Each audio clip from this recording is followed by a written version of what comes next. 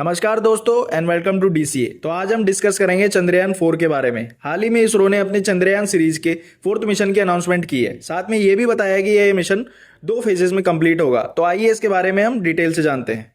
तो दोस्तों, चंद्रयान 4 मिशन का एम मून को एक्सप्लोर करना है तथा वहां से मून रॉक सैंपल्स को लाना है। यह इसरो का अब तक का most ambitious and complex lunar mission होने वाला है और इसरो की हिस्ट्री में पहली बार ऐसा होगा कि जब एक मिशन को कंप्लीट करने के लिए 2 सेपरेट रॉकेट का यूज किया जाएगा। One of them is GSLV Mark 3 जिसको हम LVM-3 भी बोलते हैं and second one is PSLV। तो दोस्तों, LVM-3 जिसमें फ्यूल के 3 स्टेजेस होते हैं। पहली स्टेज में 2 साइड में सॉलिड रॉकेट बूस्टर लगे हैं, वो है। दूसरा लिक्विड स्टेज तथा तीसरा क्रायोजेनिक अपर स्टेज होता है जिसमें बहुत ही लो टेम्परेचर पर फ्यूल को स्टोर किया जाता है। इसमें खास बात यह भी है कि इसमें जो भारी सैटेलाइट होते हैं उन्हें LVM-3 की मदद से ही दूर तक लॉन्च कर सकते हैं। या दूसरा है PSLV। आपको पता ही होगा, जो इसरो मोस्ट ऑफ सैटेलाइट को लॉन्च करता है वो PSLV से ही करता है। इसके अंदर फ्यूल के 4 स्टेजेस होते हैं, सॉलिड लिक्विड। इस तरह से ये देखने को मिलेगा इसमें फ्यूल के स्टेजेस। तो ये दोनों रॉकेट्स चंद्रयान 4 के लिए लॉन्च किए जाएंगे।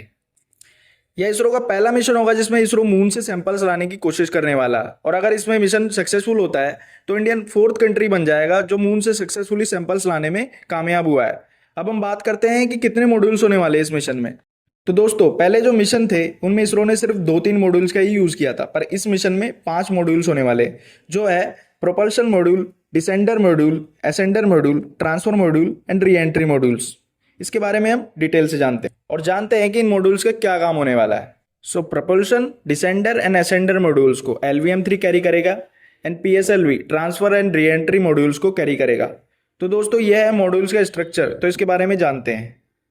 जो प्रोपल्शन मॉड्यूल होगा वो असेंडर एंड डिसेंडर मॉड्यूल को कैरी करेगा और इन्हें ऑर्बिट में लॉन्च कर देगा। फिर जो डिसेंडर मॉड्यूल है वो प्रोपल्शन मॉड्यूल से डिटैच होकर मून के सरफेस पर लैंड करेगा और रोबोटिक आर्म से कैरी करेगा, जिसकी मदद से मून से सैंपल्स कलेक्ट किए जाएंगे। असेंडर मॉड्यूल भी प्रोपल्शन मॉड्यूल से डिटैच होकर मून सरफेस पर लैंड करेगा। फिर जो सैंपल्स जो कलेक्ट किए गए हैं डिसेंडर मॉड्यूल ने, उन्हें कंटेनर में ट्रांसफर करेगा ये असेंडर मॉड्यूल और फिर मून सरफेस से लिफ्ट होकर वापस चला जाएगा तथा फिर ट्रांसफर मॉड्यूल से इन्हें अर्थ ऑर्बिट में ले जाएगा तथा लास्ट स्टेज में री एंट्री मॉड्यूल है दोस्तों, इन सैंपल्स को साथ अर्थ पर लैंड करेगा। दोस्तों, ये प्रोसेस देखकर आप जान गए होंगे कि ये बहुत कॉम्प्लेक्स मिशन होने वाला है इसरो के लिए।